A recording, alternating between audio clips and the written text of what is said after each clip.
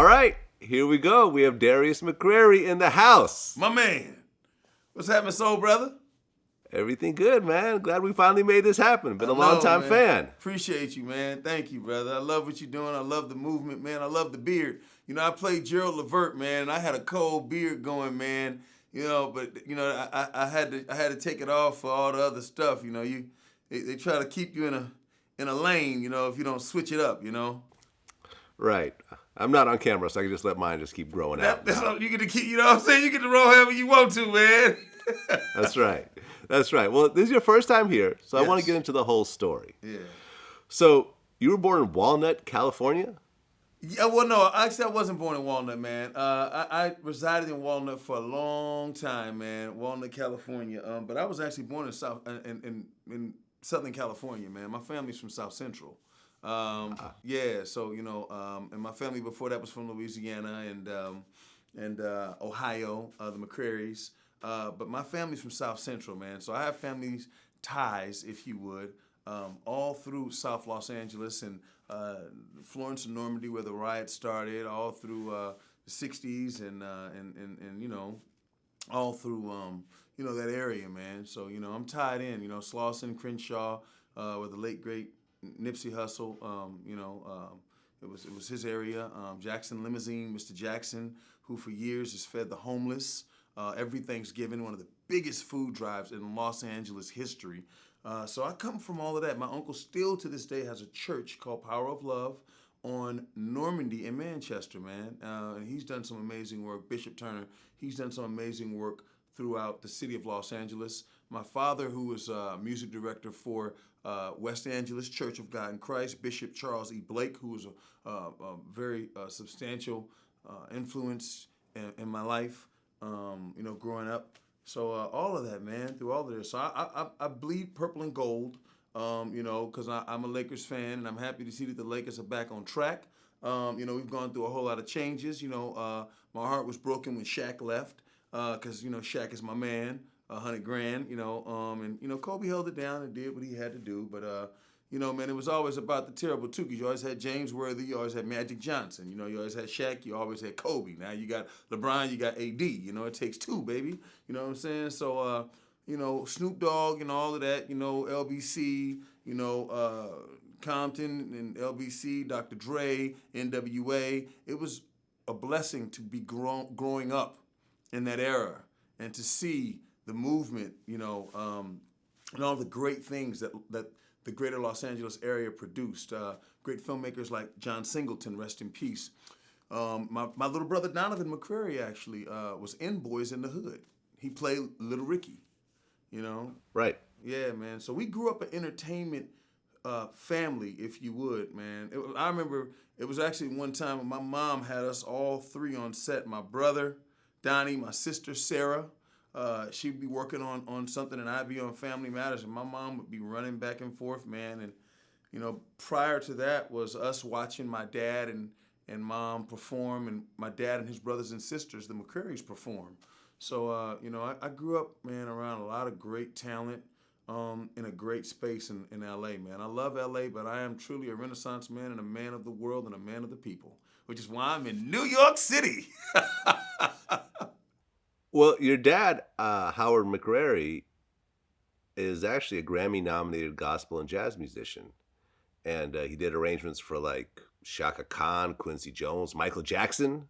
What did he do for Michael Jackson exactly? So you know, sometimes when you go into Michael's discography and you listen to these songs like Man in the Mirror, you listen to these songs like Keep the Faith, you listen to these songs like Earth Song, you know, there are a lot of voices of these big choirs, you know, and, you know, my dad was an integral part of putting together these choirs and putting together these arrangements, you know, man. And I mean, I grew up in an era, in a time where, you know, man, they used to have background session days where singers would go in on a day just to lay the background vocals. It was that serious what musicians did, you know? I mean, they even had, musicians would have load-in time to load their instruments in before they started playing, you know? And so my dad was always one of the cats, man. That's what they call them, the cats. all the cats played together. Greg Fillinganes and Bobby Watson and Ricky Lawson, rest in peace, and Indigo Chandler, and they were the cats, man. David Williams, rest in peace. These are the guys who made the music. And so my dad was either playing or arranging the voices. Him and my auntie Linda, that's what they did. My dad has discovered a lot of talent, me included. Different cats like the Winans, who is a family who is illustrious history, is synonymous with the gospel music and successful commercial gospel music. So that's what my dad did for Michael, man. And they were really friends. In fact, if it hadn't been for Michael Jackson, I wouldn't be sitting here right now, because Michael actually requested that the McCrarys come to Los Angeles to work with them. And the McCrarys, my father's group, my dad Howard, my auntie Linda, auntie Charity, Uncle Alfred, and Uncle Sam, they were the opening act for the Jacksons. So that's how my dad met my mother. Wow, that's crazy. Yeah.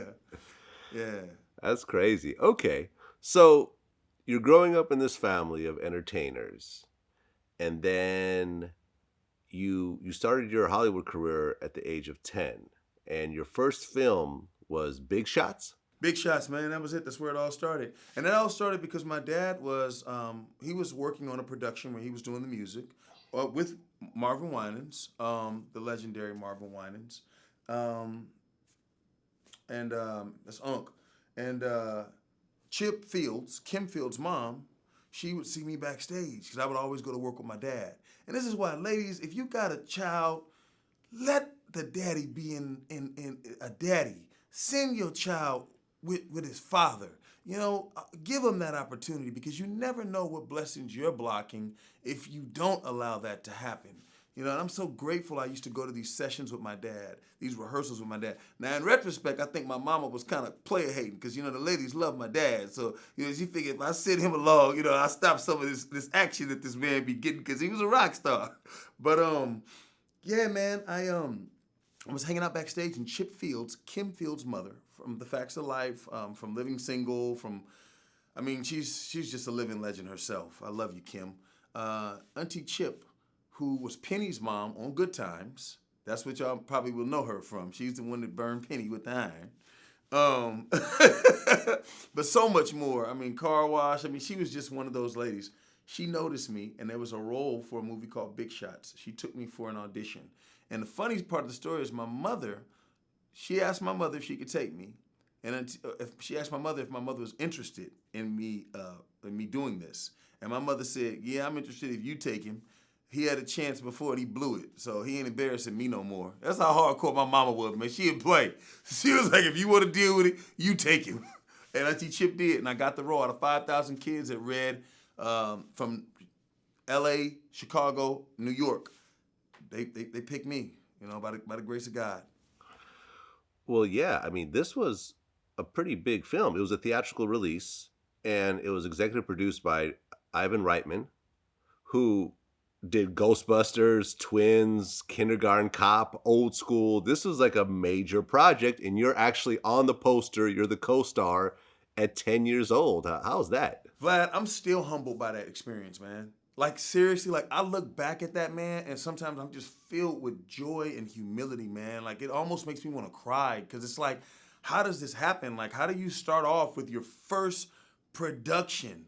Ivan Reitman, Robert Mandel, who still to this day is one of my favorite directors in cinema history, man. Definitely my all-time top 10 favorite directors, man, in cinema history. But it was such an experience, man. And they were just the kindest men. Michael Gross, Joe Magic, Ricky Busker, you guys. By the way, Ricky, I'm going to give you a shameless plug, who was the little white boy in the movie, because it was a story about a little black boy and a little white boy, a friend movie. He has a pizza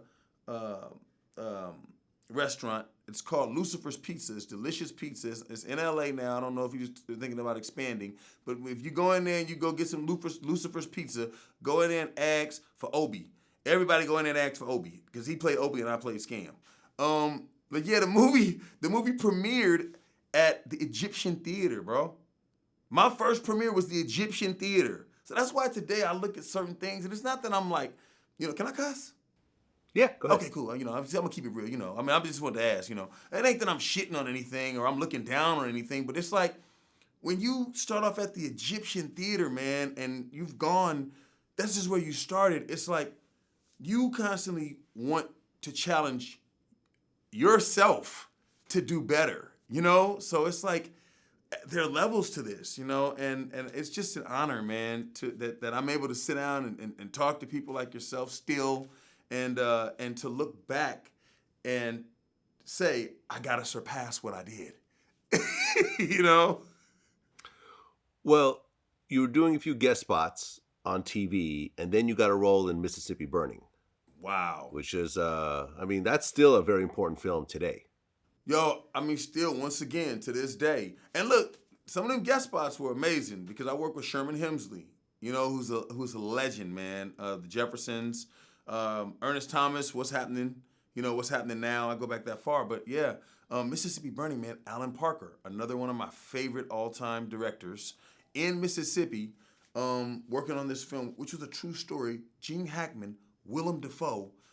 Bro, it was just like, it was so surreal. And at the time, my mom, Miss Shay, I love you so much. Even though, you weren't messing with me because I embarrassed you. I know I did. I'm sorry. But I made up for it. She was just so awesome the way she handled me. She actually took me to Louisiana where she was born to talk to my great-grandmothers, Grandma Laura and Ma, about their experience with civil rights and their experience, dealing with what our people had come through. And so it prepared me. And this was a story that needed to be told. And it's a blessing because to this day, they show this movie in schools to students, So that was amazing, man. Humbling. Extremely humbling. Oh, yeah. I mean, Gene Hackman is an Oscar winner.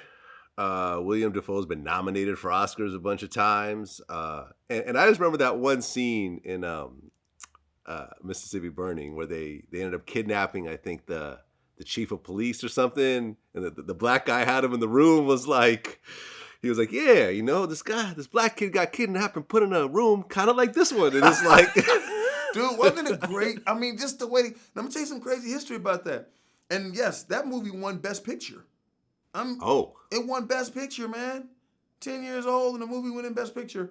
But it was just so masterfully written and so wonderfully told. And it made an uncomfortable situation that we, at the time, I really believe probably were afraid to talk about because there's a lot of history in this country we don't like to talk about a lot. And I think that in African-American culture, we don't like to talk about a lot, too. And that is systemic and it's learned behavior based on our history as well. But it made those uncomfortable moments comfortable. It made the elephant in the room bearable, and that's the only way that I believe you can grow and get better, as a person, as a human being, black, white, indifferent, whatever. That's the only way we can grow is from our mistakes. But it made uncomfortable moments comfortable, and Willem Dafoe and those guys just, God, I'll never forget, man, there was this one scene where I had to talk to Willem Dafoe and Gene Hackman, and Willem Dafoe, he asked me, how come you ain't afraid? And I asked him, how come you ain't? And I'll never forget, right before the camera rolled, I mentioned to Mr. Hackman somehow or another why would, I say this to these men who are here to protect us, because I was a little bit uncomfortable, and he saw that. And he said, because sometimes the only way to make a difference is to be fearless, kid. He said, so you got to be fearless. You're a hero. And I said, so how do I act like a hero? And he said to me, don't act, be. I'm like, dude, as a kid soaking this up, like, whoa. And I took that with me for every role from then on, So. Well, I just want to correct you real quick because I actually looked it up as we were talking. Mississippi Burning won Best Cinematography Oscar that year. Right. It was nominated for Best Picture, yes, but Rain Man won Best Picture that year. Oh, we lost to Rain Man. My bad. You right. Not a bad movie to lose to. Oh, you're right. It did. Hey, speaking of, that's crazy because the gentleman who was a cinematographer on Big Shots, he did Amadeus. and he won Best Picture. The Best Cinematographer for Amadeus. Yeah. Yeah, yeah, man. I mean, still a huge accomplishment.